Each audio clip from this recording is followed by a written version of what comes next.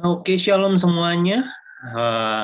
Jumpa kembali di dalam acara GIC, Grow in Christ 4.0, edisi hari Selasa di bulan Mei, bulan terakhir di bulan Mei ya, hari terakhir di bulan Mei, maaf. Jadi kita akan mengadakan Grow in Christ, kita sama-sama menggunakan media ini secara online ya, untuk supaya kita yang terhisap di dalam lingkaran kecil ya dari keluarga IHK atau IHK Family untuk sama-sama belajar untuk bertumbuh di dalam iman, pengharapan, dan kasih. Baik, sebelum kita memulai aktivitas kita, saya boleh minta Ko Hendri ya untuk membuka dalam doa. Silakan Ko Hendri Giovanni buka di dalam doa. Ya, baik. Selamat malam semuanya. Terima kasih. Mari kita berdoa sebelum kita ibadah. Bapa yang baik, Bapa di dalam nama Tuhan Yesus Kristus, pada malam hari ini kami akan mengikuti ibadah GIC. Tuntun kami dan penuhi kami dengan roh-Mu, urapi kami terutama yang membawanya, supaya dalam menyampaikan firman Tuhan kami dapat mengerti sehingga kami dapat menyimpannya setiap hari. Terima kasih Bapa, terima kasih. Hanya di dalam nama Tuhan Yesus kami berdoa dan mengucap syukur. Haleluya, amin. Terima kasih Ko Hendri. Kita sama-sama akan masuk dalam pujian dan penyembahan. Saya akan mute semuanya ya. Thank you.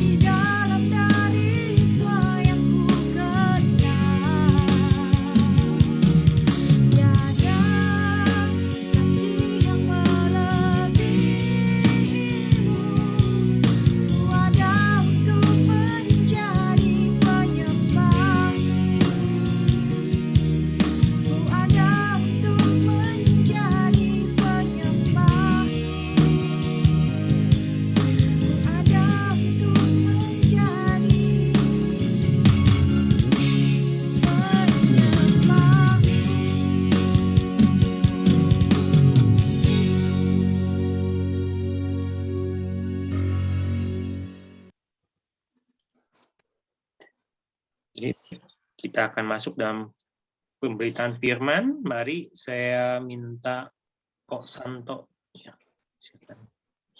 Salam semuanya, yang terkasih dalam Yesus Kristus. Sebelum kita melanjutkan, kita belajar firman Tuhan, yuk sebelumnya kita berdoa terlebih dahulu. Bapak, terima kasih untuk di malam hari ini ya Tuhan. Kalau kami sudah dipertemukan lewat GAC 4.0 Tuhan, dan kami juga sudah memuliakan nama-Mu ya Tuhan lewat puji-pujian ini ya Tuhan. Dan kami percaya pujian-pujian ini menjadi dupa yang harum bagi kemuliaan Engkau Tuhan. Terima kasih Bapa. Dan saatnya kami akan belajar firman Tuhan. Penuhi Roh Kudus, pimpin hamba-Mu ini yang terbatas ya Tuhan.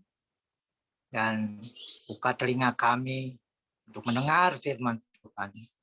Dan Roh Kudus selalu menuntun untuk setiap pribadi kami, sehingga firman ini hidup di dalam hati kami dan tertanam di dalam hati kami, berbuah-buah lebat, dan berbuah itu kita bagikan kepada orang yang percaya kepadanya, dan kita pun mau jadi pelaku kebenaran firman Tuhan. Terima kasih Bapa, di dalam nama Tuhan Yesus. Haleluya. Amin. Salam semuanya. Maaf, suara saya kedengar nggak ya? Kedengeran Pak Santo, bagus Jelas. dan merdu. Jelas Merdu. dan bagus. Salam semuanya teman-teman.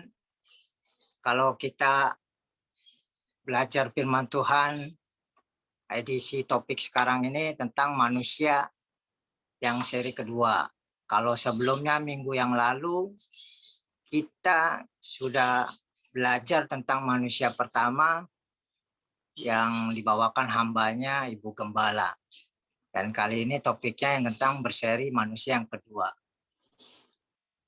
Fakta yang tentang manusia pertama kita jelas tahu bahwa manusia makhluk ciptaan Allah, manusia yang bergantung kepada Allah, bahkan manusia menurut pandangan trikotomi terdiri dari 3 roh, jiwa, dan tubuh. Dan sekarang kita melanjutkan kembali ke topik manusia yang seri kedua. Kenapa sih Allah menciptakan manusia? Pasti ada sesuatu rencana Allah untuk menciptakan manusia. Rencana Allah bagi manusia yang ke-1 adalah untuk memuliakan Allah. Dikatakan, kita lihat di dalam Yesaya 43 atau 43 ayat 7. Demikianlah firman Tuhan, semua orang yang disebutkan dengan namaku, yang kuciptakan untuk memuliakanku, yang kubentuk dan yang kujadikan. Bahkan kita juga lihat di dalam Roma 11 ayat 36, sebab segala sesuatu adalah dari Dia, dan oleh Dia, kepada Dia, bagi Dialah kemuliaan sampai selama-lamanya. Saudara-saudara sekalian, sahabat-sahabat Yaka dimanapun berada mengikuti Zoom maupun recording, di dalam Alkitab ini jelas kenapa Allah menciptakan manusia, karena ada rencana Allah bagi manusia. Dan yang ke-1 itu adalah rencana untuk memuliakan Allah. Allah tidak bisa menyembah dirinya sendiri, sehingga manusia diciptakan untuk memiliki hubungan dengan persekutuan erat dengan Allah. Tetapi pada waktu manusia pertama diciptakan itu dihancurkan karena dosa. Kita tahu Allah menciptakan manusia satu yaitu Adam, dan gagal dan jatuh dalam manusia. Dalam dosa maksudnya. Dan hubungan ini akhirnya dipulihkan kembali dengan kematian Yesus dan kenaikannya ke surga. Di dalam Yohanes 3 ayat 16, kita tahu Allah memiliki kasih. Demikianlah firman Tuhan, karena demikianlah Allah mengasihi isi dunia ini, sehingga dikaruniakannya anak yang tunggal, itu supaya barang siapa yang percaya akan Dia jangan binasa melainkan beroleh hidup yang kekal. Dengan kematian Yesus dan kenaikannya sorga, kita dipertemukan persekutuan erat kembali antara Allah dengan manusia. Kita lihat kembali di dalam Yohanes 14 ayat 16 sampai 20. Aku akan, ayat 16, demikianlah firman Tuhan, aku akan meminta kepada Bapa dan Ia akan memberikan kepadamu seorang penolong yang lain, supaya Ia menyertai kamu selama-lamanya. Ayat 17, yaitu roh kebenaran. Dunia tidak dapat menerima Dia, sebab dunia tidak melihat Dia dan tidak mengenal Dia. Tetapi kamu mengenal Dia, sebab Ia menyertai kamu dan akan diam di dalam kamu. Ayat 18, aku tidak akan meninggalkan kamu sebagai yatim piatu, aku datang kembali kepada kamu. Tinggal sesaat lagi dan dunia tidak akan melihat aku lagi, tetapi kamu melihat aku, sebab aku hidup dan kamu pun akan hidup. Ayat 20, pada waktu itulah kamu akan tahu bahwa aku di dalam Bapakku dan kamu di dalam aku dan aku di dalam kamu. Di dalam Yesus Allah menjadikan manusia, yaitu memiliki sifat manusia tanpa dosa. Sebab kita tahu ya di dalam Yohanes 1 ayat 1 firman yang telah menjadi manusia. Kepada siapa kita percaya kepada Tuhan Yesus, tentu tidak akan berbinasa. Inilah hubungan erat kembali antara manusia dengan kematian dan kenaikannya ke surga. Yesus mengirimkan ketika kenaikan ke surga, yaitu seorang penolong yang lain. Artinya penolong yang lain itu Roh Kudus. Kalau kita melihat kembali di dalam ayat 16 tadi, Yohanes 14 ayat 16, aku akan minta kepada Bapa dan Ia akan memberikan kepadamu seorang penolong yang lain, supaya Ia menyertai kamu selama-lamanya. Kata selama-lamanya di dalam ayat ini itu abadi, artinya kekal, bukan manusia. Saya ulangi, bukan manusia, tetapi roh kebenaran, yaitu Roh Kudus.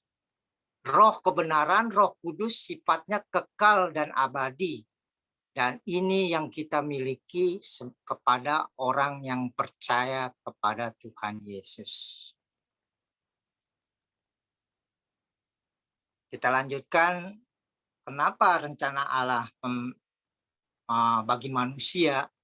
Yang kedua adalah untuk memiliki karakter Allah. Di dalam Kejadian 1 ayat 27, maka Allah menciptakan manusia itu menurut gambar Allah dan diciptakannya dua. Dia diciptakannya dia, laki-laki dan perempuan, diciptakannya mereka. Di dalam ayat 2 Petrus 1 ayat 4, dengan jalan itu Ia telah menganugerahkannya kepada kita janji-janji yang berharga dan yang sangat besar, supaya olehnya kamu boleh mengambil bagian dalam kodrat ilahi dan luput dari hawa nafsu dunia yang membinasakan dunia yang membinasakan dunia. Ini menjelas di dalam Kejadian 1 ayat 27 tentang karakter Allah yang kita sama dengan Allah karakter kita. Rencana Allah bagi manusia. Allah menghendaki manusia tidak hanya perawakan saja yang seperti Dia, tapi juga sifat dan perilaku karakter pun sama sepertinya. Artinya Allah nggak melihat rupanya ya, tetapi karakter kita. Dan kita pernah belajar seberapa besar berkat yang dimiliki kita, seberapa besar perubahan dalam karakter di dalam hidup kita. Itu yang kita pernah diajarkan oleh Bapak.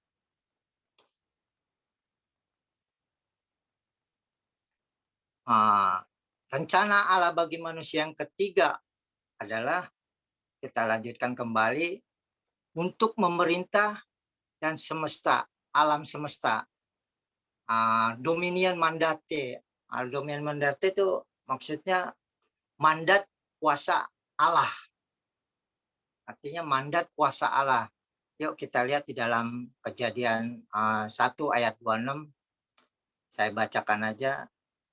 Demikianlah firman Tuhan, berfirmanlah Allah, baiklah kita menjadikan manusia menurut gambar dan rupa kita, supaya yang mereka berkuasa atas ikan-ikan di laut dan burung-burung di udara dan atas ternak dan atas seluruh bumi dan atas segala binatang melata yang merayap di bumi. Allah mau manusia menaklukkan bumi dan menaklukkan musuhnya, tapi gagal menjalankan misi tersebut melalui Adam itu. Dan kita tahu dengan hadirnya Yesus di kita, melalui Yesus Kristus citra manusia dipulihkan kembali. Dan kita tahu juga banyak misi Yesus yang dilakukannya, menyembuhkan segala penyakit, membangkitkan orang mati, bahkan dia juga mengalahkan setan, iblis. Kita juga tahu di dalam Alkitab bahwa Tuhan Yesus sudah mengalahkan setan ketika ia setelah dibaptis Yohanes Pembaptis, dipenuhi dengan Roh Kudus dan dibawa di padang gurun. Dan bahkan Yesus dicobai di padang gurun itu. Sampai-sampai dia harus mengatakan apa yang dikatakan roti, tentang laparnya, ya kan, tentang supaya loncat dari keatasan tinggi, tebing yang tinggi, bahkan suruh iblis mau suruh menjembah, Yesus suruh menjembah iblis. Dan di sini dari pencobaan ini Tuhan Yesus menang. Mungkin kalau kita melihat kembali, kalau Yesus tidak menang, mungkin kita kecewa ya saudara-saudara. Tetapi Allah kita Allah yang hidup. Tuhan Yesus menyertai kita, bahkan memberikan seorang penolong, yaitu yang kita katakan tadi, yaitu Roh kebenaran, yaitu Roh Kudus. Mari saudara-saudara, kembali kami di dalam rencana Allah bagi manusia. Yang keempat adalah untuk bertambah dan bertumbuh, artinya reproduksi. Kita lihat di dalam Kejadian 1 ayat 28. Allah memberkati mereka, lalu Allah berfirman, kepada mereka beranak cuculah dan bertambah banyak. Penuhilah bumi dan taklukkanlah itu, dan berkuasalah ikan di laut dan burung-burung di udara dan atas segala binatang yang merayap di bumi. Kalau kita melihat secara di dalam Kejadian 1 ayat 28 ini secara lahir ya. Tapi yang Tuhan mau adalah kelahiran rohani bagi kerajaan Allah. Coba kita lihat di dalam Matius 28 ayat 19 sampai 20. Saya bacakan kembali. Karena itu pergilah, jadikanlah semua bangsa muridku, dan baptislah mereka dalam nama Bapa dan Anak dan Roh Kudus. Ayat 20. Dan ajarkanlah mereka segala sesuatu yang telah kuperintahkan kepadamu, dan ketahuilah aku menyertai kamu sampai kepada akhir zaman. Secara rohanilah Tuhan Yesus mau murid-muridnya, termasuk kita sebagai orang yang percaya kepadanya, kita diberikan misi di bumi ini selagi kita masih hidup, yaitu mencari jiwa-jiwa baru dan menjalankan kembali misinya Yesus. Sebab kita adalah warga kerajaan surga. Dari kesemuanya itu, saya tutup firman Tuhan ini dengan Filipi 4 ayat 18. Jadi akhirnya saudara-saudara, semua yang benar, semua yang mulia, semua yang adil, semua yang suci, semua yang manis, semua yang sedap didengar, semua yang disebut kebajikan dan patut dipuji, pikirkanlah semuanya itu. Dari kesemua rencana Allah bagi manusia, dari 1, kedua, ketiga, kembali lagi kepada kita sebagai anak-anak Tuhan. Yuk, selagi kita masih di bumi ini, kita terus patut menjalankan misi apa yang dikatakan Tuhan Yesus. Terima kasih firman Tuhan yang disampaikan hamba-Mu ini yang terbatas. Yuk, sebelumnya kita lanjutkan kembali kepada sharing firman Tuhan. Mari kita kembali bersatu dalam doa. Bapa yang baik, Bapa puji Tuhan, terima kasih kalau hamba-Mu ini terbatas ya Tuhan, menyampaikan isi hati-Mu Tuhan. Kami tahu banyak kekurangan-kekurangannya Tuhan. Tetapi Roh Kudus selalu bekerja di dalam hidup setiap kami yang percaya kepada Engkau Tuhan Yesus. Sebab Engkau Tuhan Yesus mengutus Roh Kudus, meminta kepada Bapa.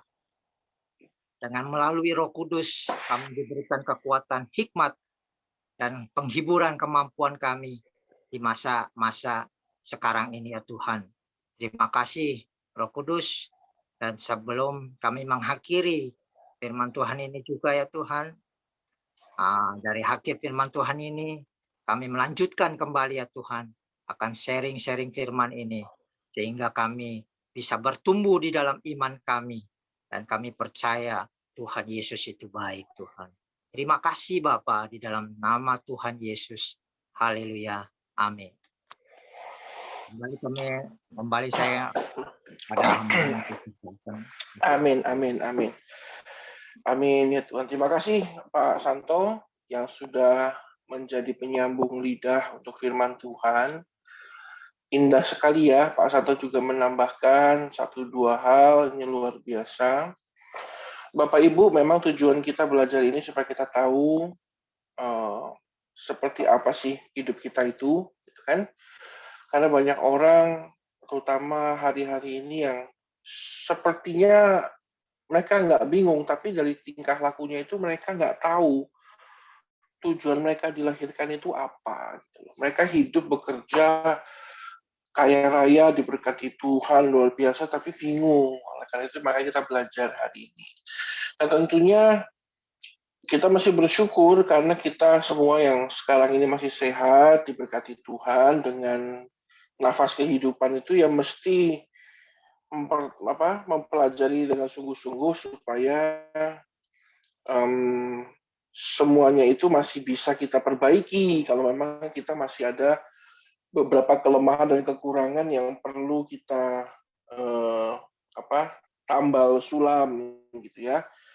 Kalau hari ini kita dapat kabar bahwa sahabat kita itu sudah berpulang, nah itulah sebenarnya pertandingan yang sebenarnya itu saat kita sudah berpulang ke rumah Bapa di surga. Kalau masih di sini, semua masih aman, masih dikasih kemudahan, kelonggaran.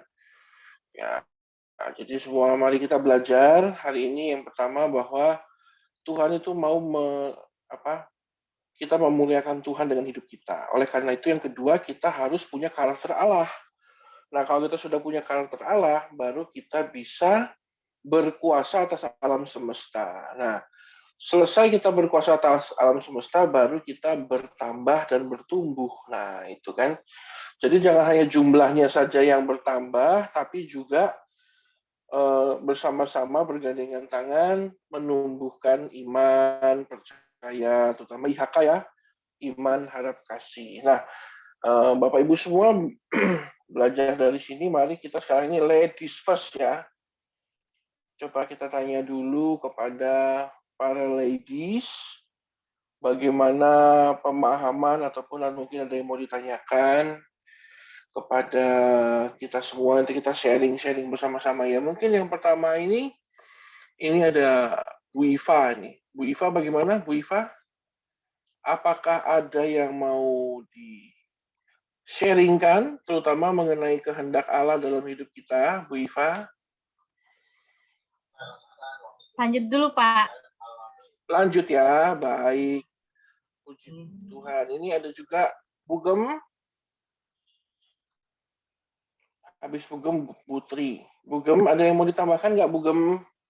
Halo Pak Charlton, baru Shalom, Bu. masuk rumah. Ya, Iya Pak, menyimak dulu Pak. menyimak Lanjut. ya. Baik, Putri. Shalom, selamat malam. Shalom, selamat malam, Pastor Charlton. Ya, Sebenarnya bagaimana, sih Putri? saya masih agak ada tanda tanya masalah mengenai apa ya karakter seperti Allah gitu loh, Pastor. Oh Kan iya, berat silakan. Bagaimana? kan kalau kita harus mempunyai karakter seperti Allah karena kan memang kita juga udah mengenal Allah, udah ditebus dari dosa-dosa kan. Tapi gimana caranya gitu, Pastor? Selain kita mengikuti apa yang difirmankan dalam firman Tuhan itu, apalagi gitu loh Pastor yang harus kita lakukan biar kita bisa ya sedikit banyak memiliki karakter seperti Allah, gitu aja sih. Nah, kalau dalam agama lain itu ada namanya bertarak, Bu. Bertarak itu dia itu sepertinya menyakiti diri sendiri supaya hidupnya jadi lebih baik. Nah, itu namanya agak bodoh kalau buat saya. Kenapa? Kita jadinya menyakiti diri sendiri yang mana tubuh kita ini punya Tuhan. Nah, kalau kita mau jadi lebih baik, Bu, setiap hari itu introspeksi, Bu. Itu aja kuncinya. Bandingkanlah dirimu dengan dirimu yang kemarin. Hari ini lebih baik nggak dari kemarin? Hari ini ada apa yang sudah kita lakukan sehingga nilai kita lebih baik dari kemarin. Jangan bandingkan sama orang lain. Saya kalau doa mungkin sama Pastor Fendi, banyakkan Pastor Fendi doanya. Tapi kalau saya dibandingkan dengan saya yang kemarin, mungkin hari ini saya nambah 2 menit. Bagus, Bu. Nggak apa-apa. Oh, kemarin saya marah-marahnya 10 kali. Hari ini 9 kali. Puji Tuhan. Jadi memang banyak orang bingung. Pak, gimana saya caranya supaya punya karakter Allah? Lalu ikut seminar. Bagaimana hidup dengan karakter Allah? Lalu yang khotbah itu cerita tentang hidupnya. Lalu kita ikuti kisah hidupnya. Bonyok, Bu. Bonyok. Jadi lebih baik, kalau menurut saya, introspeksi. Bandingkanlah dirimu dengan dirimu yang kemarin. Jadi satu hari harus ada satu perubahan yang baik. Mungkin doanya nambah 1 menit, lalu kemarin bangunnya jam 7, hari ini jam 7 kurang 5. Kemarin itu kalau kerja banyak ngeluhnya, hari ini ngeluhnya berkurang 1. Nah, itu makin lama kan makin bagus, Bu. Kalau menurut saya seperti itu caranya, Putri. Nanti lama-lama kita terbiasa dengan karakter yang baik, karakter yang benar, seperti karakter Allah itu, yang penuh dengan kasih, panjang sabar, pengendalian diri, murah hati, kayak begitu. Mungkin bisa membantu, Bu Tri, jawaban saya. Oke, makasih Pastor. Ya, Ya kurang sih, lebih sebenarnya memang kurang lebih nyambung ya. Jadi jangan bandingkan dirimu dengan yang lain. Kalau saya bandingkan tubuh saya dengan Nikola Saputra, saya bunuh diri, Bu. Nggak bisa. Saya bandingkan diri saya sama Ivan Gunawan, salah juga. Bandingkan diri saya dengan saya yang kemarin. Kemarin saya makan nasi nambah 3 kali, hari ini nambah 2 kali. Ya lumayan. Gitulah kurang lebih, Bu. ya. Itu termasuk kasih karunia juga kan Pak Pastor ya. Karena kan setiap usaha kita juga kalau nggak berkat anugerah Tuhan juga kita mau sekuat tenaga kayak apa juga susah juga kan Pastor. Ya, kita butuh kasih karunia, Bu. Tapi tahu nggak, kasih karunia apa yang paling besar menurut saya loh, Bu? Nah, Kasih karunia yang paling besar itu kita sadar kalau kita salah, Bu. Itu kasih karunia yang paling besar. Kalau menurut saya loh ya, kita memiliki roh Tuhan sehingga kita sadar kalau kita salah. Karena banyak orang salah tapi nggak ngerasa salah, Bu. Itu benar-benar apa namanya? Itu kasih karunia-nya jauh dari hidup dia, Bu. Nggak ada pemahaman. Nggak ada satu eling, Bu. Eling, kalau bahasa Jawanya itu eling. Kalau bahasa Indonesianya apa ya? Kesadaran bahwa saya itu salah. Makanya kan ada pepatah mengatakan, babi itu nggak sadar kalau dia bau. Gitu. Ya kan? Jadi orang bilang, bau kan kamu babi itu bau. Oh, mana saya nggak bau? Ya karena dia nggak punya kesadaran itu. Jadi kasih karunia menurut saya yang paling besar itu adalah waktu kita sadar kita ini berdosa. Itu kasih karunia, Bu. Jadi akhirnya kita punya langkah untuk bertobat. Nah, itu kalau menurut saya. Iya. Gitu. Iya. Terima kasih, Pastor. Makanya kan salah satu, ya Bapak Ibu semua ya, kita jadi belajar ini walaupun belum masuk kelas Roh Kudus ya, cuman salah satu tugas dari Roh Kudus itu menginsafkan orang atas dosa. Nah, itu dia. Kalau bahasa Alkitabnya ya. Jadi membuat kita sadar kalau kita berdosa, lalu diinsafkan. Insaf itu bukan sekedar tobat, Bu. Pak. Iya. Jadi insaf itu tobat lalu berbalik dari jalan yang jahat. Itu insaf. Kalau tobat doang, ya tobat, minta ampun doang. Tapi berbuat baik, enggak. Diem masih kondisinya statis. Harusnya kan dinamis. Gitu. Kurang lebih begitulah, Bu Tri. Iya.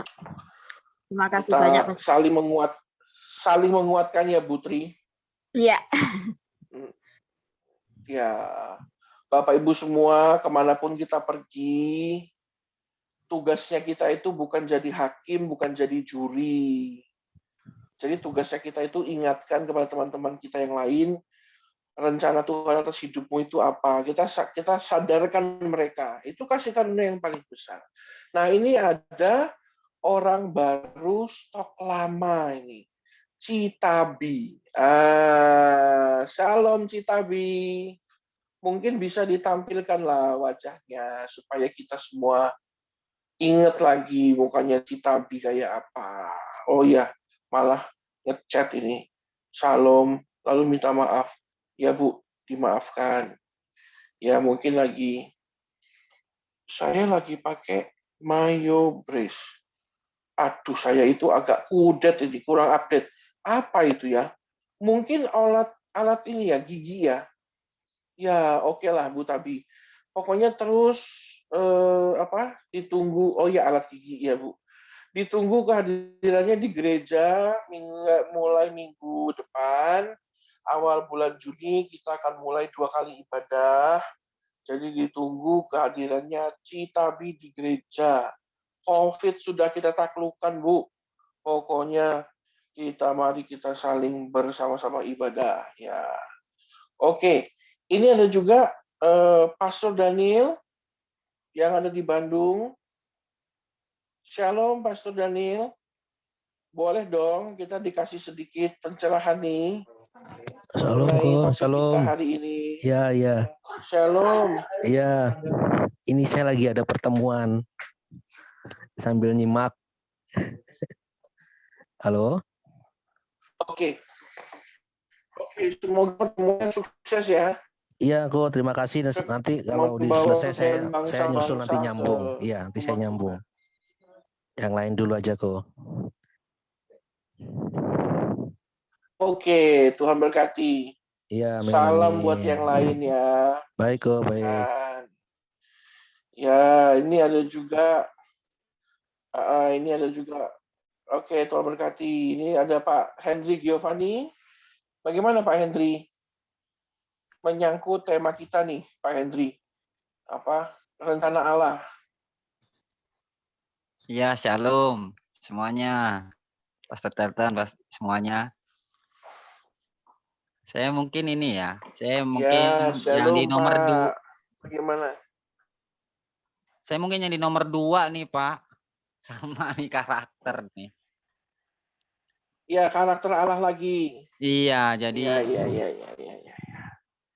memang inilah yang saya alami lah ibaratnya. Karena kan dulu kan saya belum mengenalnya ya, belum mengenal Tuhan ya.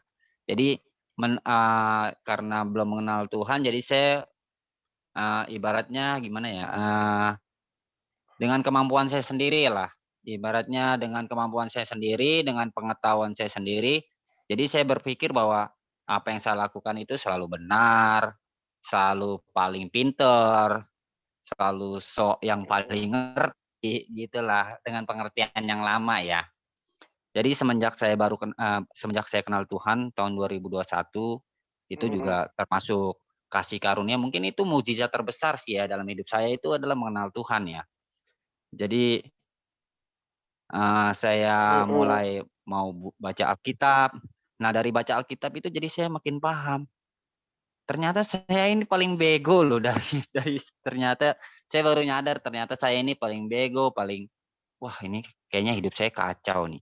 Dulunya kan saya nggak ngerti ya, mungkin karena kan saya belum mengenal dia dan juga saya nggak tahu jalan kebenaran.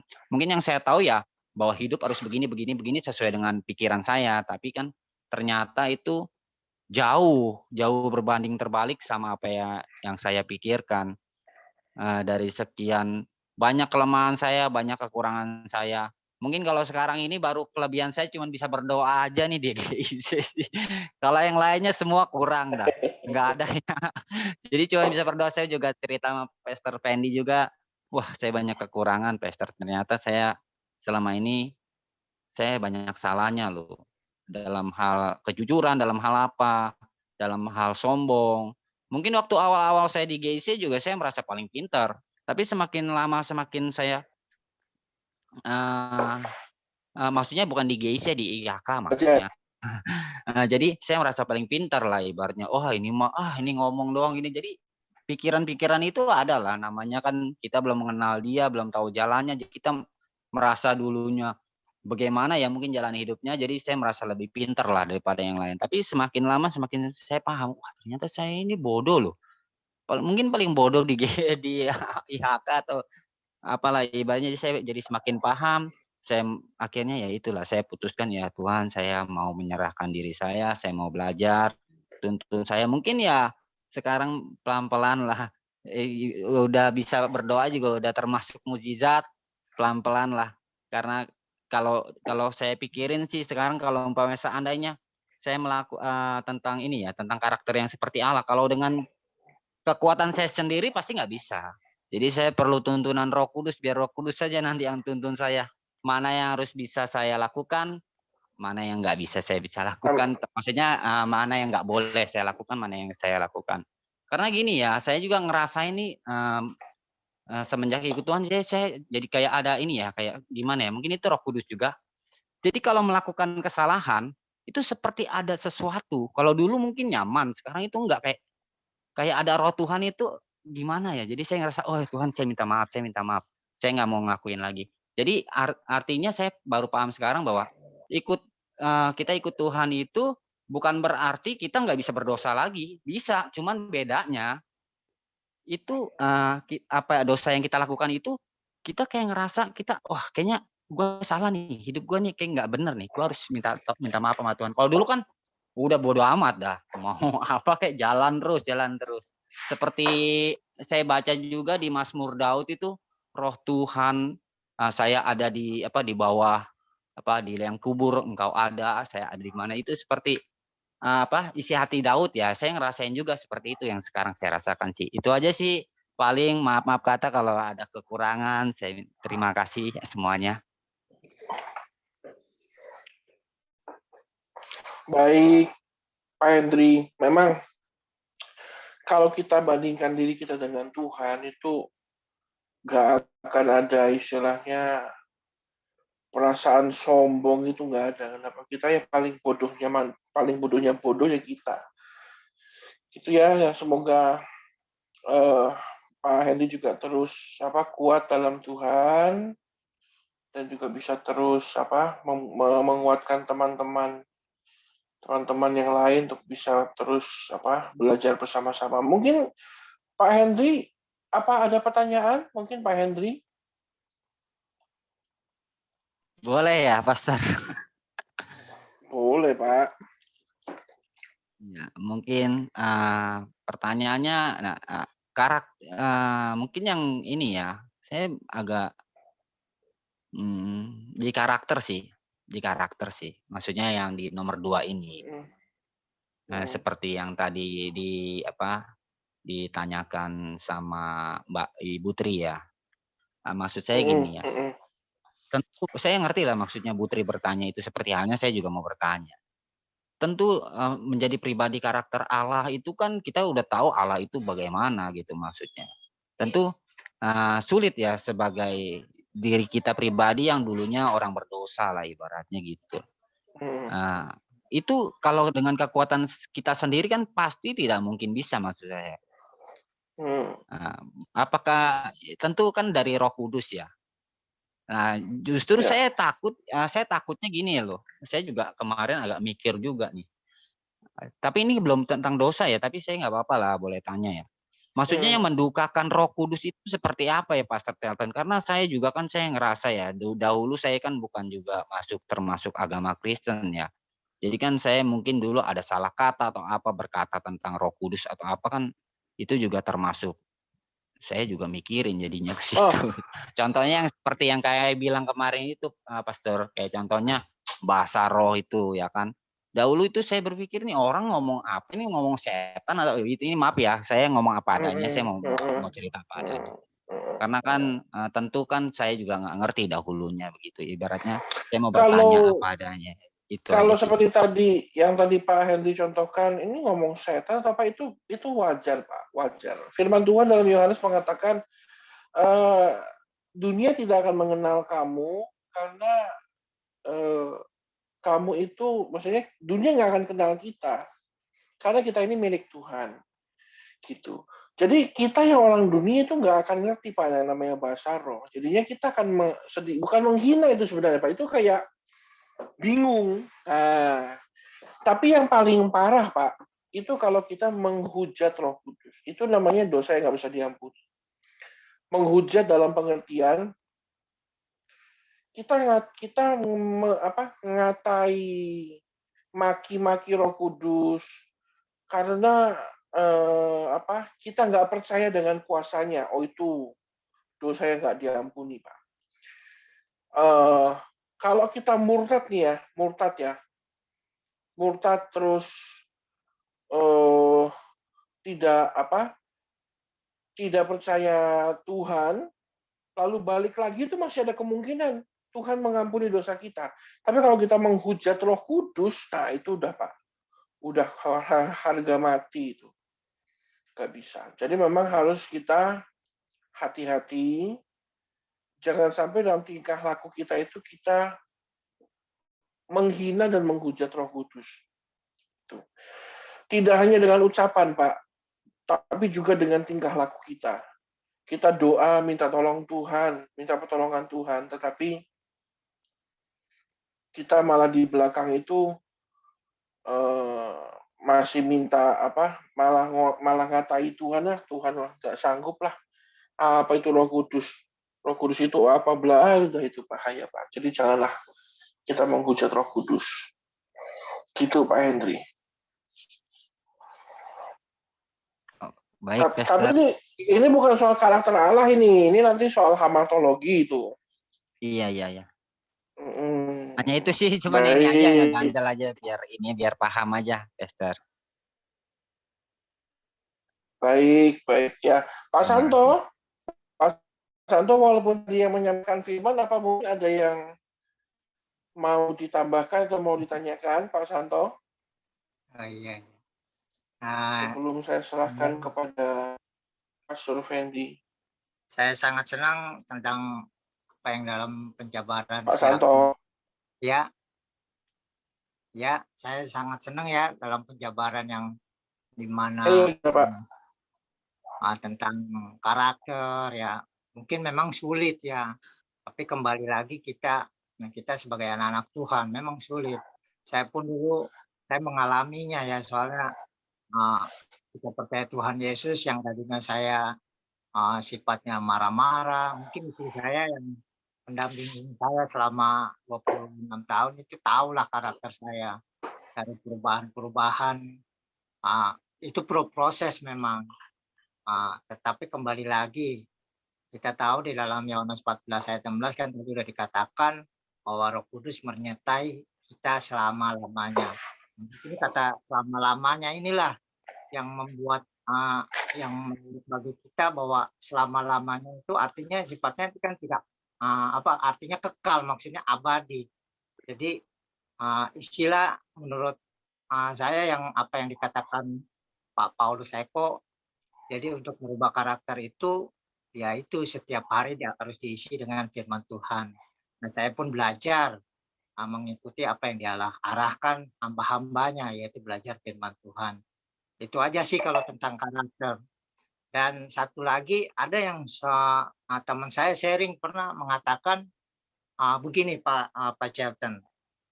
Kenapa ya kok Allah menciptakan manusia padahal Allah itu maha tahu, omnisciensi ya kan, maha tahu, sudah tahu manusia jatuh dalam dosa, kenapa harus dibuat gitu loh, harus dibuat gitu.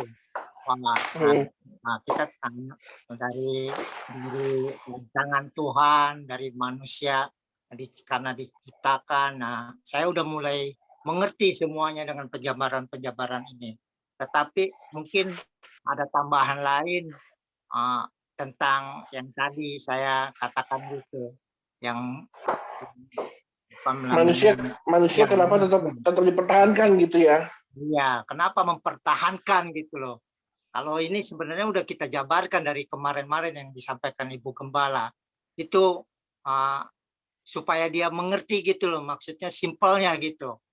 Kenapa Allah udah maha tahu, udah tahu dia dosa manusia itu, kenapa tetap diciptakan gitu loh. Nah, itu satu. Terus yang kedua, pertanyaan dia gini, Esther.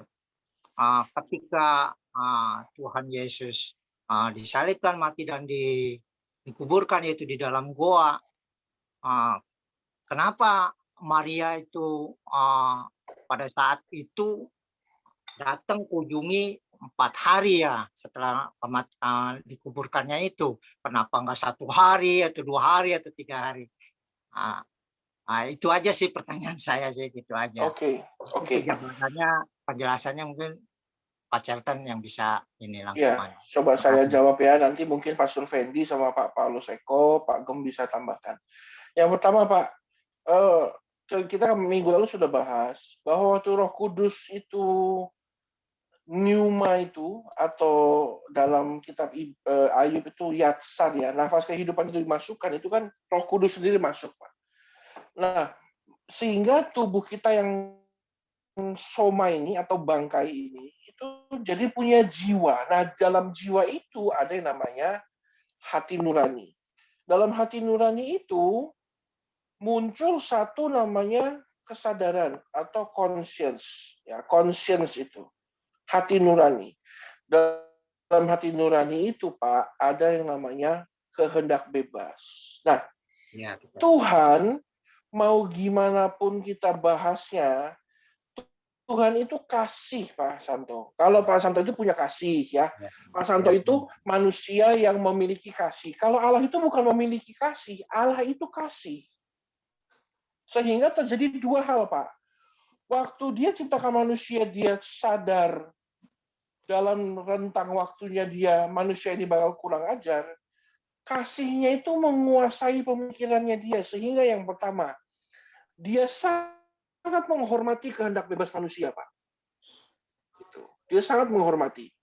Dia sangat menghormati kehendak bebas Pak Santo, bahwa Pak Santo akan memilih bohong atau lebih memilih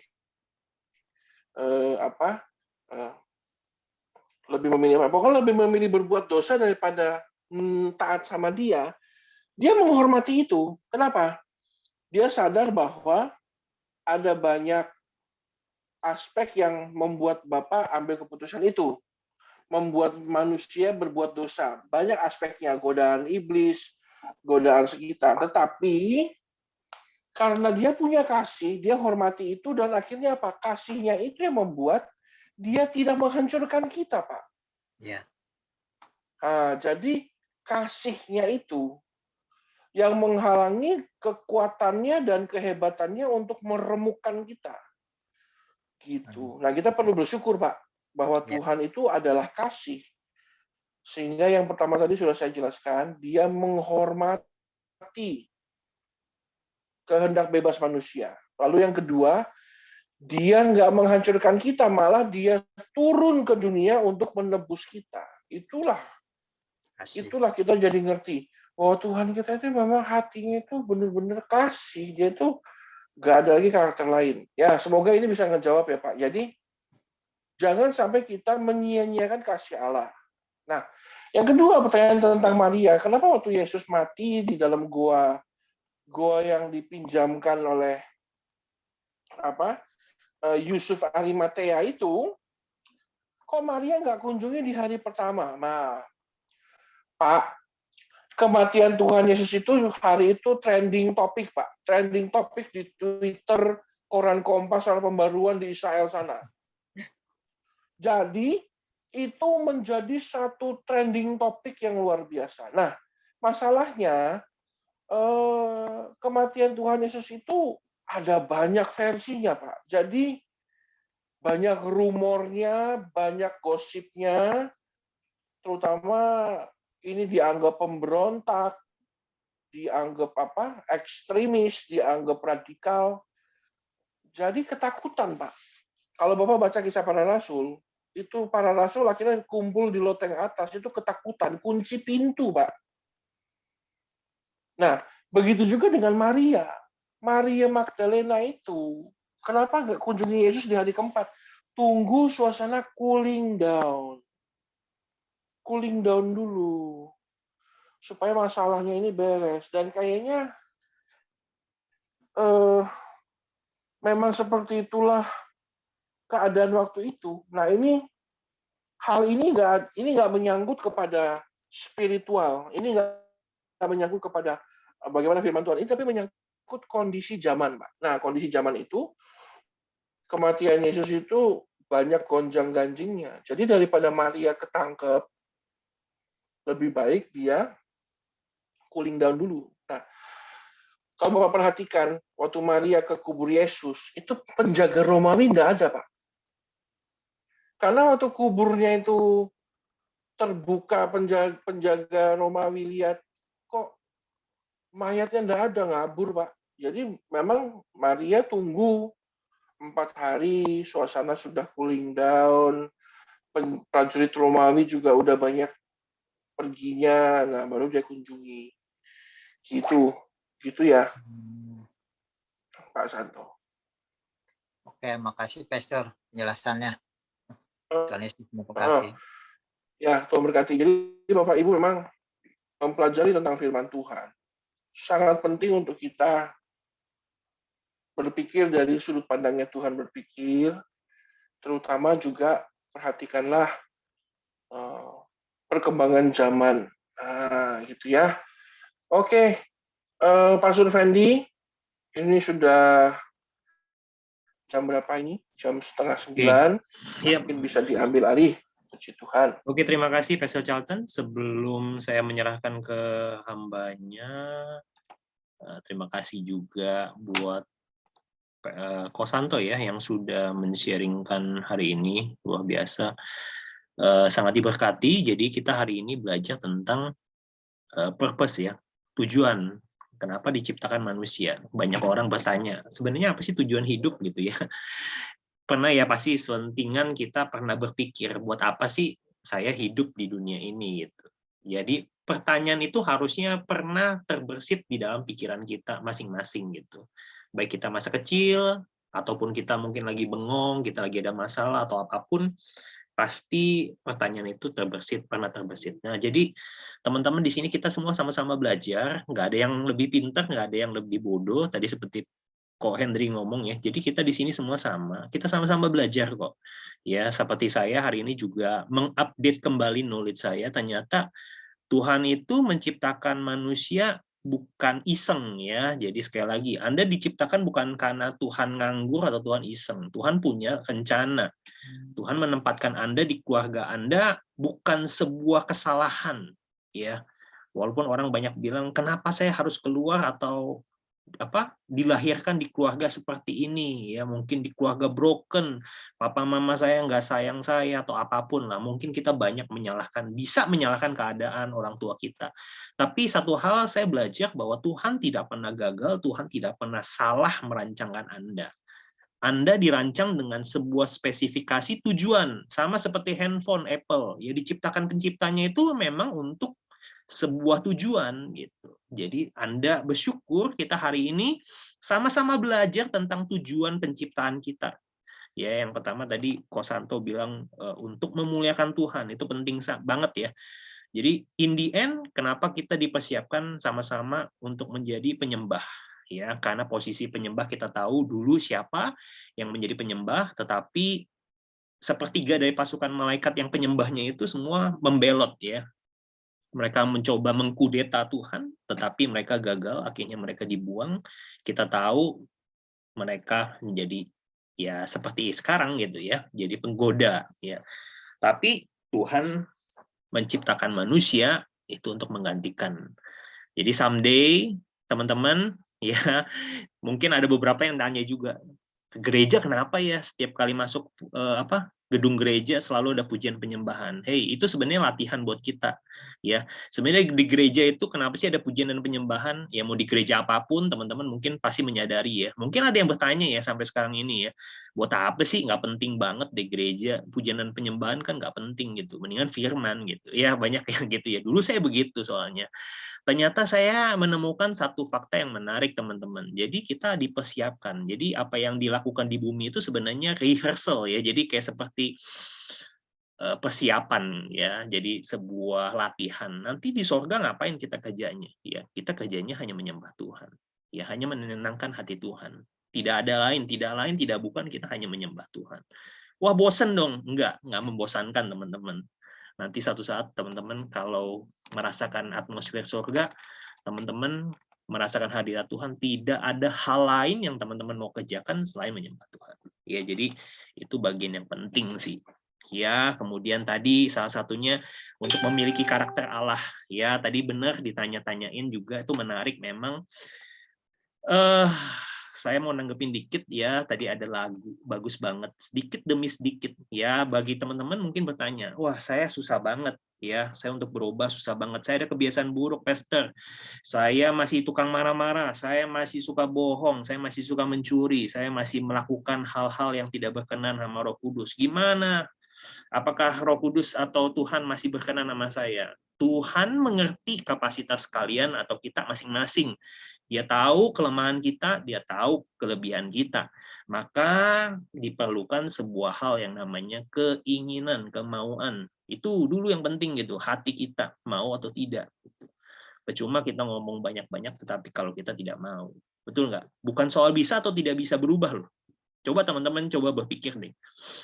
Bukan soal bisa atau tidak bisa berubah. Teman-teman harus menjawabnya mau atau tidak berubah gitu ya. Hari ini kan sama, kita dikasih pertanyaan yang sama, mau atau tidak mau berubah.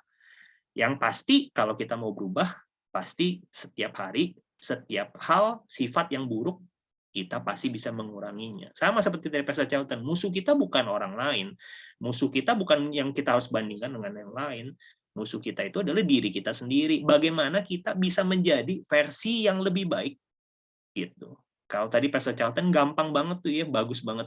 Saya bangunnya siang, saya bangunnya cuma jam 6. Bisa nggak bangunnya jam 6 kurang 15 menit? Ya, kalau nggak bisa ya 10 menit lah. Ya. Oh, kalau sudah bisa nggak di lebih awal gitu. Ya, jadi kita harus menjadi versi yang lebih baik dari diri kita sendiri gitu. Jangan membandingkan saya dengan Kosanto, Pak Gembala, wah jauh sekali gitu. Kita akan menjadi frustrasi, kita akan melihat bahwa wah saya masih ngerokok sementara Pastor Charlton makan gitu. Ya itu susah membandingkannya.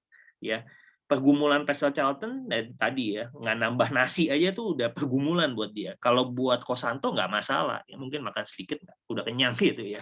Jadi kita masing-masing punya kelemahan dan pergumulan masing-masing. Jadi terimalah ya, dan ayo kita belajar di dalam anugerah Tuhan. Ya, waduh kata Coach Charlton. Ya mohon maaf saya hanya menggunakan contoh yang simpel ya, Pastor Charlton. Kemudian untuk memerintah, dominion mandate dan bertambah tentunya tidak perlu dijelaskan ya. Jadi kita perlu sadar bahwa kita diciptakan untuk berkuasa ya, itu memang sebuah mandat yang pada saat awal penciptaan untuk kita bertambah banyak menguasai ya. Jadi itu ada sebuah hal yang menjadi tujuan juga Tuhan membuat menciptakan manusia untuk kita sama-sama bertumbuh secara bukan hanya secara jasmani tetapi secara rohani. Bagaimana kehidupan kita semakin lama semakin dewasa di dalam Tuhan gitu ya. Jadi pertumbuhan itu bukan hanya sekedar banyak anak, kemudian cucunya banyak ya, bukan istrinya banyak ya, itu apalagi itu udah mulai melenceng gitu ya. Jadi sebenarnya lebih ke arah secara pengembangan karakter, buah-buah roh kita gitu ya. Apakah kita bisa hidupnya berdampak bagi orang lain, kehidupan kita bisa menjadi berkat buat orang lain ya, seperti Ko Henry pernah ngomong gitu ya.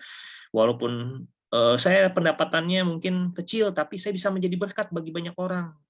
Saya bisa membagikan waktu saya bisa mendengarkan orang, saya bisa mendoakan. Ya tadi Ko Henry bilang, kebiasaan saya cuma satu kok, puji Tuhan bisa berdoa. Itu sudah berkat yang luar biasa. Satu talenta kalau Tuhan titipkan kepada kita, kita bisa mendoakan, bisa menjadi pendoa yang luar biasa. Contoh ya kayak Pastor Rudy ya gitu ya, seperti itu. Saya lihat koko saya hidupnya ya itu aja gitu. Tapi dari kehidupan doanya, saudara kalau menyaksikan kehidupannya, wah amazing banget gitu ya. Dari cerita hidupnya, kesaksian hidupnya, bagaimana caranya katanya gajinya cuma 2,5 juta, tapi bisa mencicil rumah harga 3 juta gitu. Coba teman-teman pikir aja ya, secara logika gitu. Gaji 2,5 juta bisa mencicil rumah 3 juta gitu. Belum ada anak 2, istri 1 gitu. Logikanya nggak masuk, sama seperti 5 roti 2 ikan suruh kasih makan 5.000 orang. Bagaimana caranya? Pecah gitu ya. Tapi itulah dari doa dan imannya bisa melipat gandakan. Nah, itu yang menjadi kesaksian, memberkati orang, membangkitkan iman. Ya banyak sekali saya lihat teman-teman IHK dari Kosanto, Ko Yusuf, siapa lagi ya, Cie ini itu banyak sekali mendapatkan pelajaran iman dari Pastor Rudy gitu ya. Jadi Kosanto juga mungkin pernah ya saya diceritain juga bagaimana, wah kok DP-nya ngambilnya di mana gitu ya. Nah, diajarin juga sama Pastor Rudy bagaimana menggerakkan kuasa Tuhan dengan doa ya. Jadi doa itu mengubah segalanya. Ya, itu aja. Saya nggak nambahinnya terlalu banyak nih, Pak Gem, jadi sisa waktunya. Saya juga mempromosikan teman-teman orang tua, jadi kita besok ada Youth Talk. Jadi teman-teman bisa mengajak anak-anaknya yang remaja usia 12 sampai 18 sampai 20 tahun untuk bergabung di Youth Talk di IG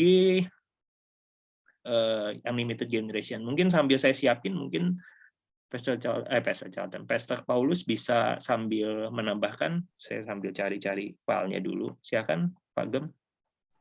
Oke, kawan-kawan luar biasa. Saya senang malam hari ini melihat satu progres dalam terutama Pak Santo, semakin hari semakin tajam membawakan firman Tuhan. Ini pertumbuhan ya. Nah, tentang manusia seri 2 ini, seri pertama kita sudah mengerti ya, tentunya kita semakin dalam lagi bahwa Tuhan memiliki tujuan ya. Kalau tadi kembali ke Yohanes 14 ayat 20 kan dikatakan, pada waktu itulah kamu akan tahu bahwa aku di dalam Bapa-Ku dan kamu ada di dalam aku dan aku di dalam kamu. Itu setelah semuanya terjadi, lalu manusia jatuh dalam dosa, lalu Tuhan memberikan hukum 10 perintah ya, dan seterusnya ternyata sukar ya, tapi Tuhan Yesus datang, firman itu telah menjadi daging. Nah, tujuannya itu untuk menyelamatkan manusia. Coba kita pikirkan ya. Pada waktu itu kamu akan tahu bahwa aku di dalam Bapa-Ku dan kamu di dalam aku. Jadi Yesus di dalam Bapanya, kita di dalam Yesus, ya, dan aku di dalam aku, dan aku di dalam kamu, dan Yesus di dalam kita. Yesus di dalam Bapa, kita di dalam Yesus, Bapa dan Yesus di dalam kita. Apa enggak, kita ini jadi luar biasa, ya. Jadi itu satu hal yang hilang, yang Selasa yang lalu saya katakan Tuhan menciptakan itu kan segambar dan serupa, ya. Rupa Allah ya ini kita semuanya ini secara fisik, ya. Tapi gambar Allah dalam hidup kita itu hilang. Apa gambar Allah? Poin yang kedua tadi, karakter. Jadi karakter itu bukan pekerjaan Roh Kudus, lalu kita diem-diem, lalu karakter yang baik-baik itu masuk semua. Tidak, ya. Karakter itu kita sadari, kita membangunnya, ya. Kita menselaraskan segala tabiat kita ini dengan tabiat Kristus, gitu. Artinya membangun itu perlu pengorbanan. Membangun itu perlu ada yang dibuang. Membangun itu perlu ada yang digali, ya, ada yang ditambahkan di dalam galian itu seperti bikin pondasi, ya, tanahnya digali, lalu dimasukin batu, pasir, semen dan seterusnya. Jadi nggak enak, ya, kedagingan-kedagingan itu menjadi penghambat karya Allah dalam hidup kita. Karakter seringkali menjadi satu penghambat. Berkat Tuhan akan masuk dalam hidup kita itu tidak jadi oleh karena karakter kita. Saya tutup dengan satu contoh, ya. Saya dulu di perusahaan farmasi itu dipromosikan menjadi sales manager. Tapi karena karakter saya buruk, ya. Saya suka marah-marah gara-gara ya rasis, ya. Saya pribumi, lalu teman saya Tionghoa gitu, ya. Lalu bos saya memilih yang Tionghoa gitu. Padahal kemampuan untuk itu tidak ada. Jadi kemampuan untuk mengerti tentang obat, tentang kefarmasian itu kurang begitu, karena dia sarjana ekonomi. Bagaimana dia bisa belajar tentang farmasi, kan sesuatu yang konyol gitu, ya. Nah, tapi dipertahankan, lalu saya marah-marah dan seterusnya. Akhirnya saya keluar dari perusahaan itu, dan setelah keluar baru saya tahu ternyata sebetulnya saya disetting menjadi sesuatu manajer yang lebih daripada waktu itu. Saya menjadi district manager waktu itu di Surabaya. Jadi itu karena karakter, lalu berkat yang bagus itu menguap. Karena karakter, berkat yang seharusnya tidak boleh menguap jadi menguap, gitu, ya. Dan itu teman-teman saya menasihati bahwa malam hari ini mari kita membangun karakter kita. Kalau yang dulu pernah bohong, dulu pernah nipu orang, dulu pernah tidak jujur, ya sudah, closing, tutup, minta ampun sama Tuhan, minta kekuatan Roh Kudus, lalu mari kita bangun yang baik. Kata-kata terakhir dari Pak Santo tadi, ya, karena itu pikirkanlah yang baik, ya, yang mulia, yang kudus, yang sedap didengar, yaitu pikirkan itu. Nanti dengan sendirinya karakter ilahi itu yang ada dalam kita ini terbangun bersama dengan Roh Kudus yang beri kepada kita kekuatan, ya. Jadi itu tambahan tentang apa yang disampaikan atau apa yang kita bahas malam hari ini. Oke, lalu berikutnya itu tentang pengumuman, ya. Minggu besok kita sudah ibadah 2 kali. Ibadah pertama jam 8:30, ya. Ibadah kedua jam 10. Jadi waktu kita 60 menit, ya, boleh-boleh lebih sedikit. Itu, ya, teman-teman. Jadi bawa jiwa sebanyak-banyaknya. Jadwal sudah ada, mungkin besok akan di-publish di WA Group, ya. Siapa yang bertugas pagi, IFC 1, siapa yang bertugas di IFC 2. Gitu, ya. Lalu ada yang dipanggil Tuhan, ya. Jemaat yang rencananya kita mau baptis minggu depan atau 2 minggu lagi tepatnya, sudah dipanggil Tuhan, ya. Ya enggak apa-apa, yang penting sudah mengenal Tuhan Yesus, sudah saya bimbing pengakuan iman, sudah berdoa di rumah. Saya lihat fotonya, ya, waktu dia berdoa sampai sujud-sujud menyembah Tuhan. Tapi ya Tuhan panggil, ya, saya kira kita gereja juga harus melayani. Tadi saya sudah ke rumah duka untuk melihat jadwalnya. Jadi besok malam kita ada ibadah tutup peti jam 7:30 malam. Lalu hari Kamis off, ya Kamis kita ada acara di gereja. Miracle SUD kita pindahkan di gereja. Lalu kemudian Jumat malam 7:30 itu ibadah malam kembang ya, dan ibadah penghiburan juga. Sabtu jam 7:30 pagi ibadah pelepasan jenazah, dilanjutkan langsung ke krematorium ya. Tepatnya ada di rumah duka Grand Haven. Jadi teman-teman yang mau gabung bisa menghubungi saya untuk kita bisa berangkat sama-sama dari rumah. Itu saya kira itu yang bisa saya sampaikan tentang hari Minggu. Ibadah pertama atau IFC 1 tidak ada gereja anak, IFC 2 baru ada gereja anak ya. Kita nanti juga akan dibantu mahasiswa-mahasiswa dari Setia gitu. Itu aja Pastor Fendi ya yang saya sampaikan. Tuhan Yesus memberkati. Terima kasih Pak Gem.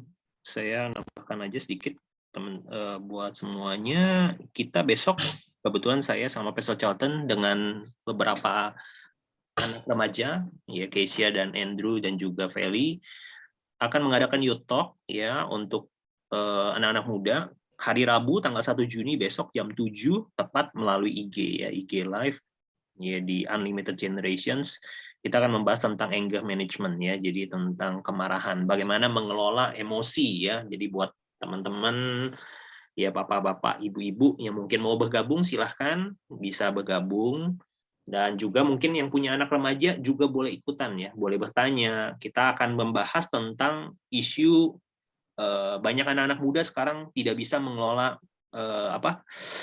kemarahannya ya, mungkin rage ya. Jadi banyak yang suka melampiaskan marah-marah itu dengan perbuatan-perbuatan yang destruktif. Ya kita lihat, ambil study case-nya ini adalah ada seorang remaja ya yang berusia 18 tahun yang di Texas yang menembakkan, membeli senapan api dan menembakkan ke anak-anak SD ya, dan menjadi korban itu kurang lebih ada 19 anak SD dan 2 orang guru ya, sampai meninggal tanggal 24 Mei kemarin.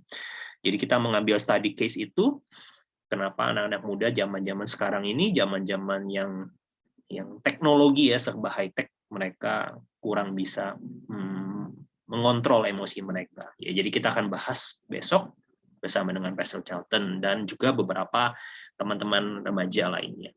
Oke, itu aja. Terima kasih teman-teman atensinya. Sekali lagi, saya ngundang semuanya untuk bisa hadir besok.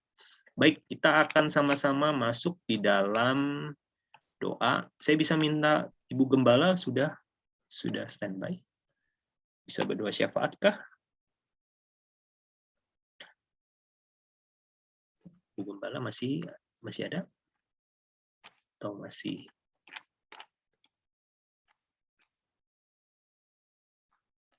Bugem.